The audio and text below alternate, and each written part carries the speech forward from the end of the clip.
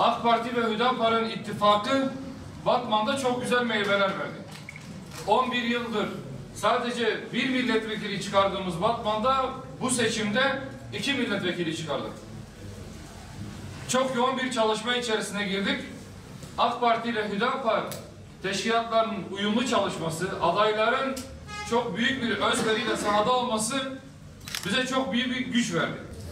180 kere bile tekrar olsa tekrar iyidir. Birbirimizi uyaralım, birbirimize nasihat edelim. Ben bir biçimde etrafına aldığı diğer partileri de biliyorsunuz meclise taşıdı.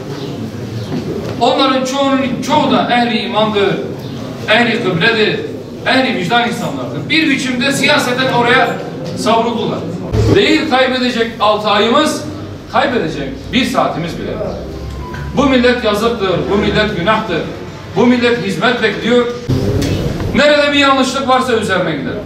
Nerede bir eksiklik varsa tamamlamak için gayret edelim. İttifakı dik duruyorsa biz Cumhur İttifakı'nı desteklemek zorundayız. Çünkü bu böyle olmazsa, çünkü Kandil'de videolar yayınlanıyor.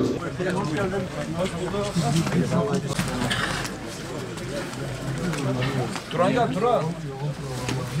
Siz iyi misiniz? Selamünaleyküm. Selamünaleyküm. Eski kadınlarımız. Selamünaleyküm. Nasılsınız? İyi misiniz? Teşekkür ederim. İyisiniz. Bana müsaade etmeyiz.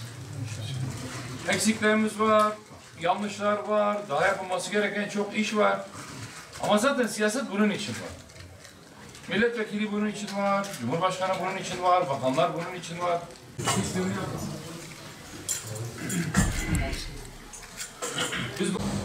Ama konuşmadan, tartışmadan bu işleri yürütemeyiz. O yüzden diyoruz, siyaset de temiz şekilde yapılmalı. Memleketimizde bu odamıza Gazetecilik Mahallesi'nde hoş geldiniz. Hoş bulduk. Allah razı olsun. Emin Başkan'dan bahsediniz. Gerçekten Emin Başkan'ı çok seviyoruz. Güzel Başkan'ı da seviyoruz. Mütevazi insanlar.